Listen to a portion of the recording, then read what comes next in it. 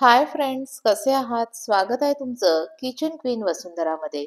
आज आपण आपल्या चॅनलवर पाहणार आहोत अगदी 5 मिनिटात बनणारी आणि कुरकुरीत अशी बेसनपोळी किंवा बेसनाचे धिरडे. तर ही बेसनपोळी कुरकुरीत बनण्यासाठी यामध्ये आपण एक विशेष इन्ग्रेडियंट्स ऍड केलेला आहे. तर तो पदार्थ कोणता आहे हे जाणून घेण्यासाठी व्हिडिओ आहे तो शेवटपर्यंत पहा आणि चॅनलवर जर नवीन असाल तर चॅनलला सबस्क्राईब करा. तर आता आपण प्रत्यक्ष कृतीला सुरुवात करूयात. बेसनपोळी बनवण्यासाठी सगळ्यात आधी आपल्याला लागणारा महत्त्वाचा घटक तो म्हणजे बेसन, अर्थातच हरभरा डाळीचं पीठ. इथं मी 1 वाटी होईल इतकं हरभरा डाळीचं पीठ घेतलेलं आहे. यानंतर आपल्याला यामध्ये 2 टेबलस्पून होईल इतका रवा ऍड करायचा आहे. रवा घेताना आपल्याला बारीक रवा घ्यायचा आहे, जेणेकरून तो रवा पिठाबरोबर व्यवस्थित मिक्स होईल. खूप मोठा रवा असेल तर तो पिठाबरोबर व्यवस्थित मिक्स होणार नाही. यानंतर आपल्याला चवीसाठी 1 टीस्पून होतील इतके जिरे ऍड करून घ्यायचे आहेत. जिरे ऍड करून झाल्यानंतर आपल्याला यामध्ये पाव 1 टीस्पून होईल इतकी हळद घालणार आहे. हळद घातल्यामुळं आपल्या पोळीला कलर जो आहे तो छान येणार आहे. हळद ऍड करून झाल्यानंतर आपल्याला यामध्ये हिंग ऍड करायचा आहे. पाव 1 टीस्पून होईल इतका हिंग घेतलेला आहे मी. तुमच्या हिंगाला जसा स्मेल असेल, जास्त उग्र असेल तर हिंग वापरताना अगदी चिमूटभर वापरला तरीही चालेल. आता इथं आपला हिंग जो आहे तो ऍड करून झालेला आहे. आता हे जे पदार्थ आहेत ते आपण कोरडेच व्यवस्थित मिक्स करून घेणार आहोत. सगळे पदार्थ आपण कोरडेच मिक्स करून घ्यायचे आहेत, जेणेकरून आपण पाणी घातल्यानंतर ते एकाच ठिकाणी राहणार नाहीत. यासाठी मी काय केलेलं आहे बघा, एक तारेचा चमचा घेतलेला आहे आणि त्यांना आपण सगळे व्यवस्थित मिक्स करून घेतोय. सगळे पदार्थ मी कोरडेच मिक्स करून घेतलेले आहेत. यानंतर आपल्याला याच्यामध्ये थोडं थोडं करून पाणी ऍड करायचं आहे. सगळं पाणी एकदम ऍड करायचं नाहीये. आपण जर रेग्युलर चमच्यानं जर हे पीठ जे आहे ते पाण्याबरोबर मिक्स करत राहिलो तर त्याच्यामध्ये काय होण्याची शक्यता असते बघा, पिठाच्या गुठळ्या तयार होण्याची शक्यता असते.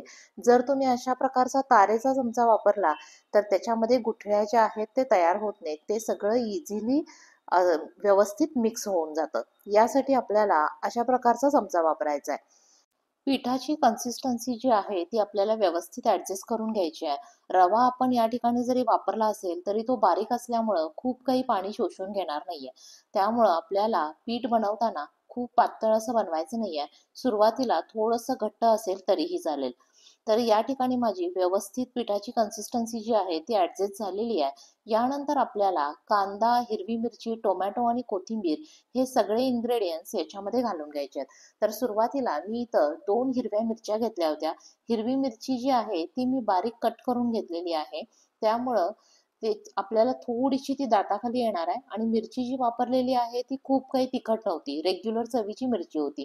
त्याचबरोबर आपल्याला यामध्ये 2 कांदे जे आहेत ते बारीक चिरून घेतलेले आहेत ते देखील आपण याचमध्ये ऍड करून घेतोय. सगळे जिन्नस जे आहेत ते आपल्याला बारीकच कट करून घ्यायचे आहेत, खूप मोठे असे ठेवायचे नाही आहेत. कांदा ऍड करून झालेला आहे. त्यानंतर आपल्याला यामध्ये 1 टोमॅटो ऍड करायचा आहे. टोमॅटो कट करताना मी त्याचं बी जे आहे ते काढून टाकलं होतं. फक्त टोमॅटोची वरची साल जी आहे ती घेतलेली आहे. 1 टोमॅटो मी त्याच्यामध्ये ऍड करून घेतलेला आहे. यानंतर आपल्याला थोडीशी कोथिंबीर त्याच्यामध्ये ऍड करून घ्यायची आहे. कोथिंबीर देखील मी बारीक अशी चिरून घेतलेली आहे. आता हे सगळे जिन्नस जे आहेत ते मी परत एकदा चमच्यानं व्यवस्थित मिक्स करून घेणार आहे. यानंतर आपल्याला यामध्ये चवीनुसार मीठ ऍड करून घ्यायचं आहे. मीठ ऍड करून झाल्यानंतर हे सगळं मिश्रण जे आहे ते मला थोडंसं घट्ट वाटतंय. त्यामुळं त्याच्यामध्ये मी थोडंसं पाणी ऍड केलेलं आहे आणि परत एकदा त्यांची कन्सिस्टन्सी जी आहे ती व्यवस्थित ऍडजस्ट करून घ्यायची आहे. पिठाची कन्सिस्टन्सी जी आहे ती आपल्याला खूप पातळही नाही, खूप घट्टही नाही. फक्त ती आपण तव्यात घातल्यानंतर इझिली स्प्रेड व्हावं अशा पद्धतीची ठेवायची आहे. तर इथं माझी व्यवस्थित कन्सिस्टन्सी जी आहे ती ॲडजस्ट करून झालेली आहे. आता हे जे पीठ आहे ते मी एक 5 मिनिटासाठी म्हणून झाकून ठेवणार आहे. जेणेकरून त्यातला रवा जो आहे तो भिजण्यासाठी मदत होईल. 5 मिनिटं माझं पीठ जे आहे ते झाकून ठेवून झालेलं आहे. त्यानंतर मी पॅन जो आहे तो गरम करायला ठेवला होता. पॅन देखील माझा व्यवस्थित गरम झालेला आहे आणि आता आपण त्याच्यावर ही पोळी जी आहे ती टाकून घेणार आहे. पॅन नीट गरम झालेला आहे. त्याच्यावर मी तेल जे आहे ते घालणार आहे. 1 टेबलस्पून होईल इतकं तेल टाकून घेतलेलं आहे. त्यानंतर हे तेल जे आहे ते आपल्याला पॅनवर व्यवस्थित पसरवून घ्यायचं आहे. सगळीकडे तेल जे आहे ते लागलं गेलं पाहिजे, नाहीतर आपली पोळी जी आहे ती चिटकून बसेल. आता तयार बॅटर जे आहे ते परत एकदा आपण व्यवस्थित चांगलं मिक्स करून घेऊया, जेणेकरून वर पाणी राहिलंय आणि खाली पूर्ण बॅटर जे आहे ते बसलंय असं होता कामा नये. नीट मिक्स केल्यानंतर आपण पॅनवर ही पोळी जी आहे ती आपल्याला हव्या त्या आकारात अशी घालून घेऊयात.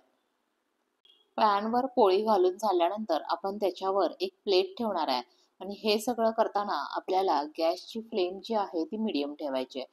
मीडियम फ्लेमवर आपण ही जी पोळी आहे ती 2 ते 3 मिनिटासाठी व्यवस्थित पचू देणार आहे. प्लेट ठेवल्यामुळं पोळी जो बनवण्यासाठी लागणारा वेळ जो आहे तो कमीत कमी वेळ लागणार आहे आणि पोळी शिवाय व्यवस्थित भाजली देखील जाईल. यासाठी आपण प्लेट जी आहे ती ठेवलेली आहे. 3 मिनिटं झाल्यानंतर मी प्लेट जी आहे ती बाजूला काढून घेतलेली आहे.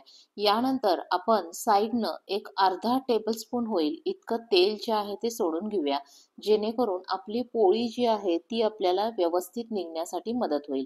पोळी जी आहे ती सुरुवातीला आपल्याला सगळीकडनं सोडवून घ्यायची आहे आणि त्यानंतर ती पलटी मारायची आहे. पलटी झाल्यानंतर सुद्धा आणखी एक 2 ते 3 मिनिटासाठी ती व्यवस्थित दुसऱ्या बाजूनं भाजली जाईल, अशा पद्धतीनं आपल्याला ती भाजून घ्यायची आहे.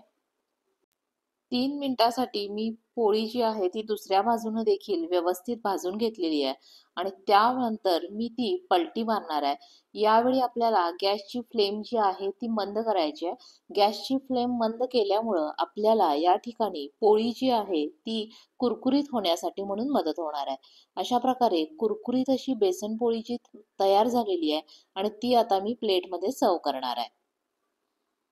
अशा प्रकारे आपली पहिली जी बेसन पोळी आहे जी तयार झालेली आहे. याच प्रकारे आपल्याला उरलेल्या बेसन पोळी ज्या आहेत किंवा बेसनाचे धिरडे जे आहेत ते तयार करून घ्यायचे आहेत.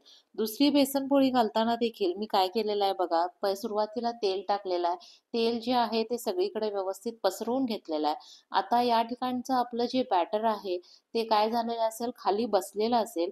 त्यासाठी ते आपण व्यवस्थित पुन्हा हलवून घेऊया, जेणेकरून सगळं बॅटर जे आहे ते व्यवस्थित मिक्स होईल आणि यानंतर आपण काय करतोय, दुसरी बेसन पोळी जी आहे ती पॅनमध्ये घालून घेतोय.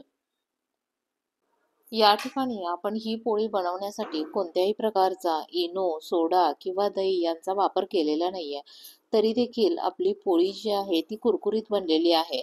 या ठिकाणी आपण पोळी बनवण्यासाठी बारीक रवा वापरला होता, त्यामुळे पोळी जी आहे ती क्रंची आणि कुरकुरीत अशी बनणार आहे. तर अशा प्रकारे आपली दुसरी बेसन पोळी देखील तयार होते आहे आणि या पोळीला छानशी अशी जाळी देखील पडलेली आहे. अशा प्रकारे आपली दुसरी बेसन पोळी सुद्धा तयार झालेली आहे आणि ती आता आपण प्लेटमध्ये काढून घेणार आहे. तर अशा प्रकारे तुम्ही देखील ही बेसन पोळी जी आहे ती तयार करून बघा आणि मला कमेंट करून सांगा की तुमची बेसन पोळी कशी बनलेली आहे. तर ही होती आपली आजची बेसन पोळी बनवण्याची रेसिपी. रेसिपी आवडली असेल तर व्हिडिओला लाईक करा, शेअर करा आणि अशाच नवीन नवीन रेसिपीसाठी चॅनलला सबस्क्राईब करा. लवकरच भेटूया नवीन रेसिपीसह. तोपर्यंत बाय बाय.